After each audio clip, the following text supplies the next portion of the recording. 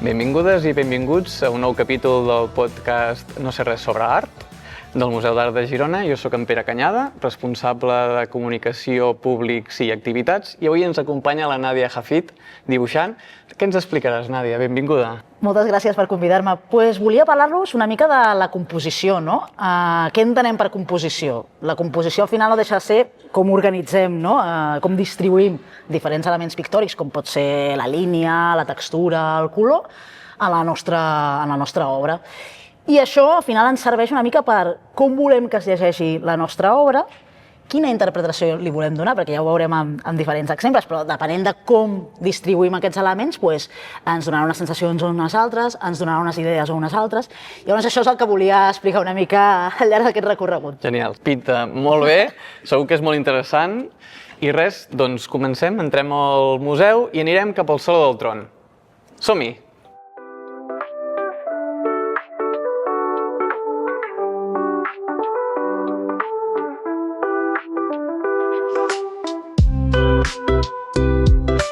Estem al Saló del Tron, potser un dels espais més espectaculars del museu, no? La gent quan arriba fins a aquesta sala de cop et trobes una sala molt alta amb aquests grans retaules i sobretot destaca molt el retaule de Sant Pere de Bernat Martorell, en el qual se li va encarregar, tenim exactament l'any que se li va encarregar, el 1437, tenim el contracte fins i tot que se li deia quins colors havia d'utilitzar i quins no, però no parlarem d'això, sinó que hem vingut a parlar de la composició.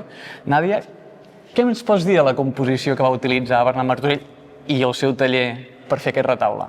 Jo crec que la intenció és claríssima, no? El personatge principal és Sant Pere, és la figura més gran de tot el retaule, és la figura que està en el centre, vull dir, aquí ja no enganya, aquí ens deixa molt clar que el protagonista és ell. I de fet, el protagonista és Sant Pere i també les persones que encarreguen aquest retaule, perquè també surten en l'escena principal acompanyant a Sant Pere, evidentment no amb el mateix tamany, no? Perquè està clar que la figura important i rellevant és Sant Pere, però ells apareixen també en el centre. Llavors, això ja també ens està donant una idea d'això, de quin és l'encàrrec, no? que se li ha fet a Bernat Martorell.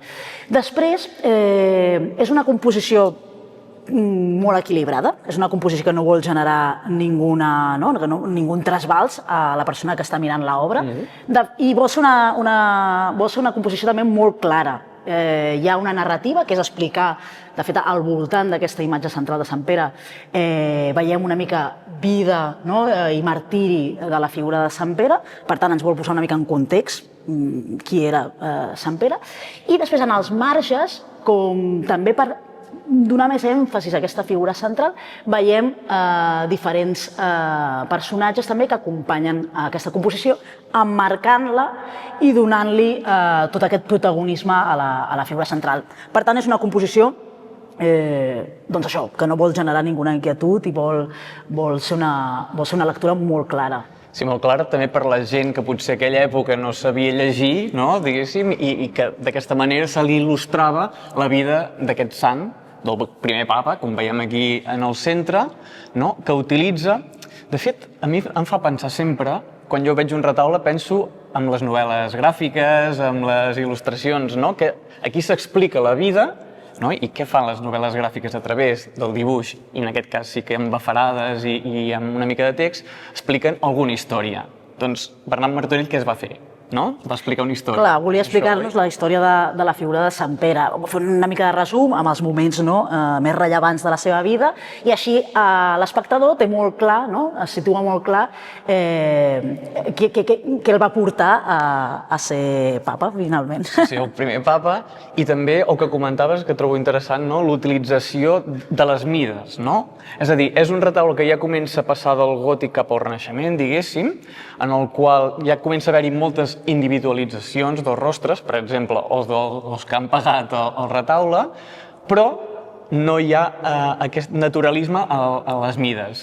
Això s'utilitza molt en les composicions? Clar, jo sempre, com a dibuixant, quan vull posar el focus a algun protagonista o en alguna escena en concret, el tamany és important perquè això ens està donant la informació de que el focus, no? a qui hem de prestar atenció és la figura més gran. Llavors aquí també veiem escaladament, no? Com els que acompanyen ocupen menys espai. Després també em fixaria en la informació que hi ha darrere de cada escena, perquè si us fixeu en els laterals, que simplement són aquestes figures que acompanyen i enmarquen la composició central, no veiem que hi hagi un fons, no? Es manté un fons sobri d'una sola tonalitat, no? D'un sol color. En canvi, en els fons de la vida de Sant Pere sí que veiem que està molt més abigarrat, hi ha més informació, no? Això ja ens està dient que potser l'atenció ha d'anar des del centre cap als laterals, no? Hem de fixar-nos així a la vista, no? Ens fixem en què hi ha al centre i anem desplaçant-nos fins als laterals. Llavors, així també, inclús visualment, tota la informació està en el centre i als voltants respira una mica la composició. Que bé, així potser, no? Primer de tot devia pensar quina figura fiquen al centre, com fiquen al centre i a partir d'aquí anar composant potser cap als laterals. Sí, que de fet és com els dibuixants normalment funcionem, no? Diem, a veure, què vull explicar, no? Quin és l'objectiu? Llavors això és el que primer esbosses i després, si vols fer una composició equilibrada, com és el cas, dius, vale, doncs quins elements poden decorar o acabar de tancar aquesta composició? Llavors ja penses, afegiré, en el cas d'algunes de les obres que veurem després, afegiré uns àngels, afegiré uns elements naturals. Llavors vas pensant una mica com fer una composició equilibrada, tenint en compte no despistar-nos que l'important és el focus central. Després ja veurem que hi ha algunes composicions que no són així, vull dir, depenent del que vols generar, però en aquest cas està clar que el missatge va del centre als laterals. Perfecte, m'ha quedat claríssim. Anem a veure alguna altra obra?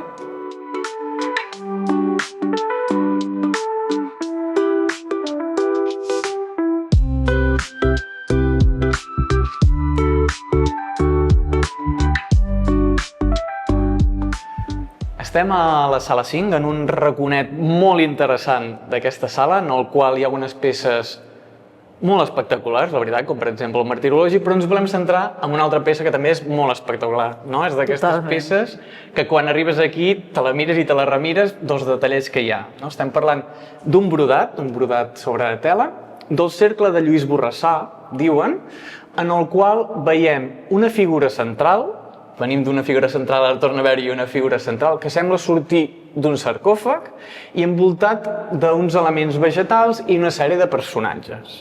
Aquesta horitzontalitat que veiem aquí, a què es deu, aquesta horitzontalitat? Clar, aquí ens tornem a trobar una mica amb una composició semblant a la del retaule i en aquest cas condicionada per la funció que té el brodat. El brodat havia d'estar col·locat a l'altar, al frontal d'altar. Llavors, clar, era un format horitzontal. Veiem que llavors la composició està condicionada per aquesta horitzonalitat. De totes maneres, l'artista també té molt clar que estem parlant de la figura de Jesús i de que el moment on s'ha de posar l'atenció, diguéssim, és aquesta resurrecció. Llavors, ell posa al centre la figura de Jesús, gran, també un altre cop, no? Veiem que és la figura més gran de tot el tapís. I el sarcòfag acompanyarà també una mica aquesta horitzontalitat de tota la composició, no? És com que també, un altre cop novament, ens dona una sensació d'estabilitat. Aquí no ens vol generar tampoc ningú neguit, ninguna tensió. El sarcòfag és horitzontal, la figura de Jesús més gran en vertical ocupant el centre de la composició i després, de manera inclús triangular, veiem com estan disposats els soldats que acompanyen el sarcòfag. Molt més petits, són figures més reduïdes i a més disposades per sota de la figura de Jesús que ens estan donant a entendre també que s'ha de llegir cap amunt. La vista ens ha de guiar cap a la figura de Jesús. El triangle és habitual en la composició, no? També aquesta... Sí, perquè novament ens fa que ens fixem que hem de llegir dels laterals cap al centre. Novament, com vèiem en l'obra anterior, l'important aquí és la figura central. És el centre, és el que ens fixem sempre on arribem, no? Exacte. I és la intenció que ens vol portar l'artista. Després veiem com als laterals de l'obra hi ha uns altres elements que ens ajuden a mantenir aquesta sensació d'equilibri, perquè no tinguem de cop i volta, per exemple, si només tinguéssim aquests elements, la imatge passaria cap a aquest costat. Es veuria molt buit, no? Es veuria molt buit i tindríem la sensació que hem de llegir cap al centre, cap a l'esquerra, i que aquí no tenim cap informació. L'artista, en aquest cas, no vol això, vol que també tinguem aquesta sensació d'equilibri, i llavors ens ho compensa simètricament la disposició dels elements que acompanyen a Jesús.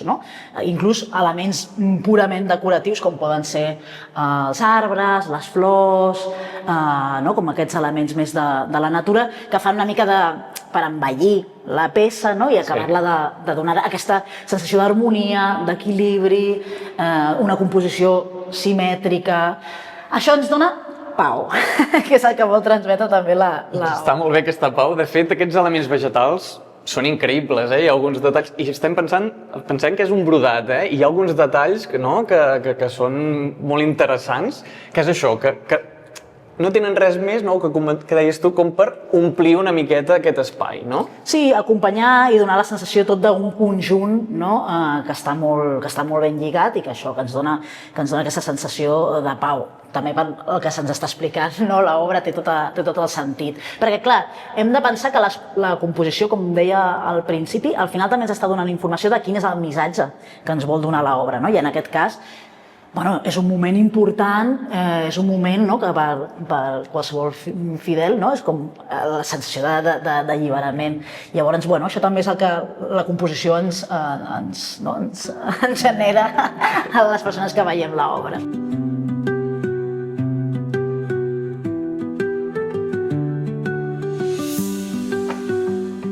La següent parada és a la sala 3.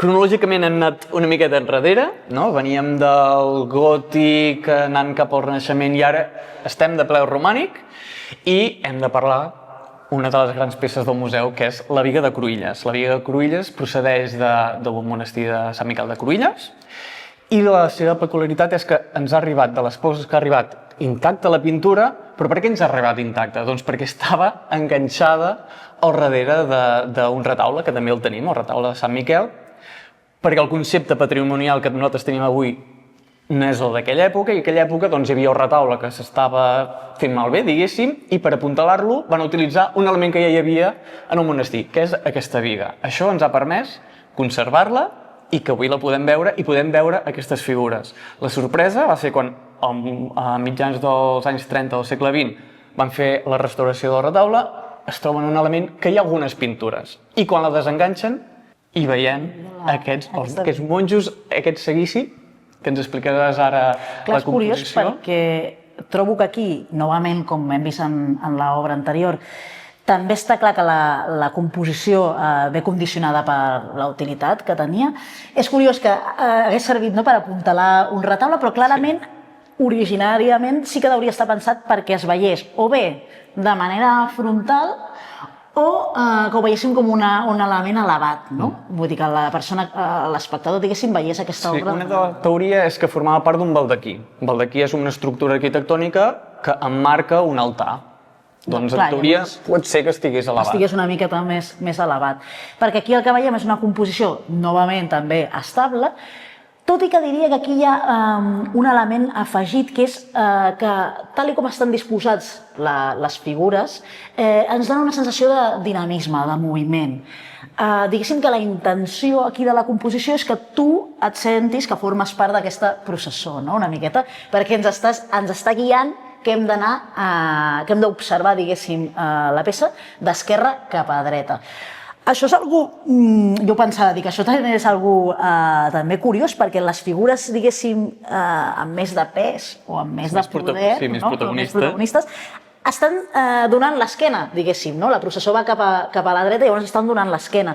Però aquí el que se'ns vol és incloure en aquesta marxa, diguéssim, que tu et sentis que formes part d'aquest recorregut. Que som uns més i que també cantem, no? Sembla que cantin, que tenen tot aquest seguici amb la boca oberta. De fet, el que comentàvem O sigui, cronològicament hem anat una miqueta enrere, no? Venim d'una època, el gòtic, que ja tendia cap al Renaixement, que volia aquestes figures més naturalistes, i aquí el romànic el que volia era la simplificació, no? I dintre d'aquesta simplificació hi ha com la individualització de la col·lectivitat, no? Que és com, semblen tots els monjos igual, però són cada un diferent. Detalls de la roba diferents. Exacte. Per tant, la persona o les persones que van fer aquesta peça doncs van pensar de fer com si hi hagués molta gent, però individualitzar-los, no? Sí, i tot i que podríem dir que són figures una mica hieràtiques, no? Molt típiques del romànic, sí que hi ha aquesta sensació de dinamisme, no? Com estan dibuixats els peus de les persones que estan fent aquesta processó, no? Com les mans, inclús, no? El moviment de les mans, les boques, com es van obrint. Després, en els laterals, sí que veiem potser una part més ornamental, no? Que són aquesta espècie de floritures, no? Diguéssim, d'elements així com més sí, també elements vegetals. Sí. Que clarament aquí ens estan, diguéssim, simplement fent una mica d'acompanyament a la composició central. Estem potser molt acostumats amb aquestes figures romàniques, no? De les mares de Déu, no?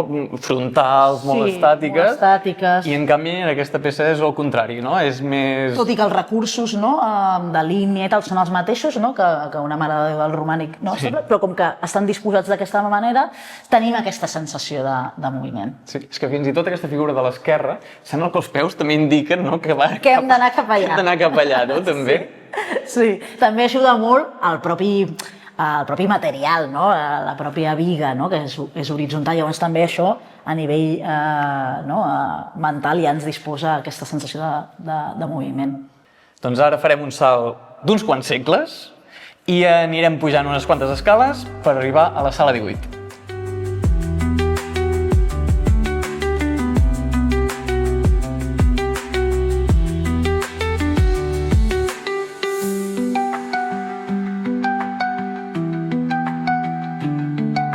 Estem a l'última sala de l'exposició permanent del museu per parlar de dues obres que són de les últimes, a més, adquisicions del museu que poden fer un diàleg també compositiu.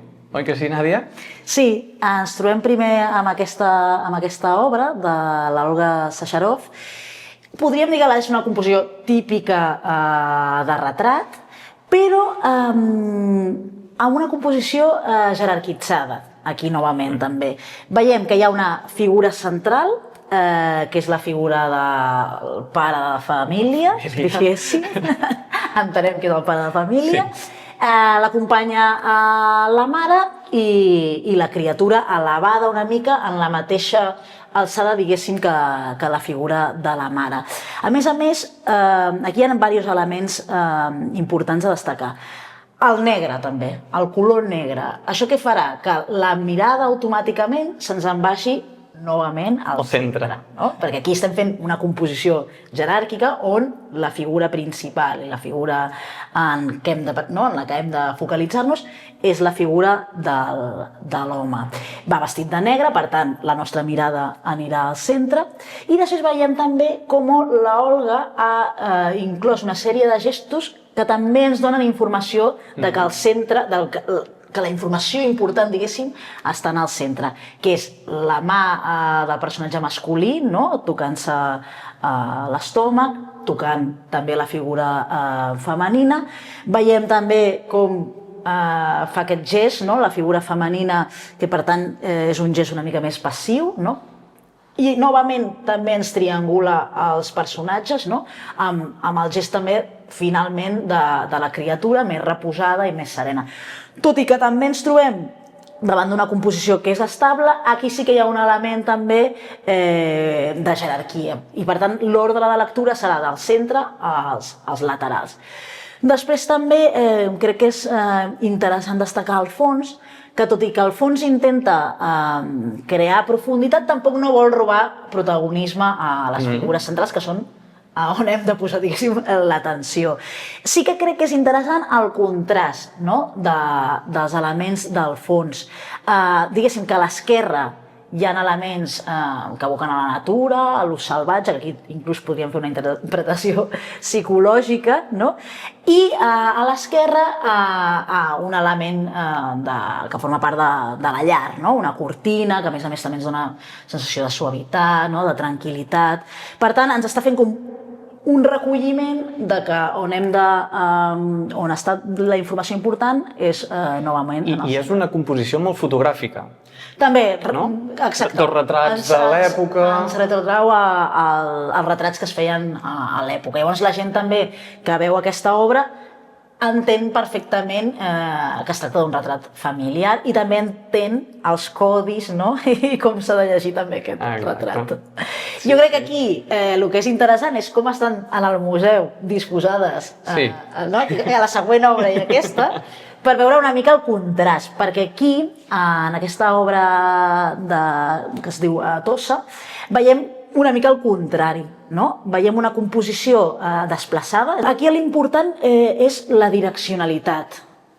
Veiem uns elements reconeixibles, figures humanes que estan a l'esquerra, són les figures més grans del quadre, però estan emmarcades en la part més fosca del quadre, en la part més lúgubre, i en canvi la part més lluminosa és aquest fons on es desplega aquest paisatge de Tossa. Aquí també podríem parlar que es tracta d'una composició una mica metafòrica.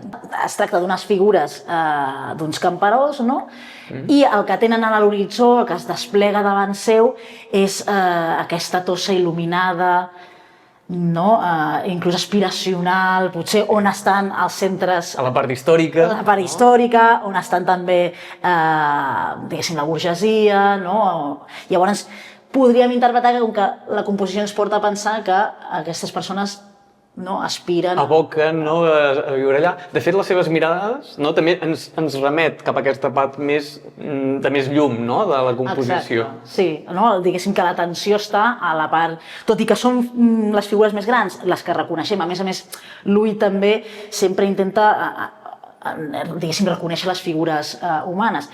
Tot i que són els protagonistes, veiem clarament que el focus està en aquesta ciutat de Tossa, que a més la veiem molt il·luminada, inclús també podríem dir que hi ha un component allà com celestial, quasi. Sí. De fet, l'autor, Laureà Barrau, es coneix sobretot per l'utilització de la llum, i està bé que ens fa aquesta contraposició que tu dius, figures grans, però més o menys a la penombra, com aquell que dius, i aquesta il·luminació de 2/3 parts del quadre de la ciutat de Tossa.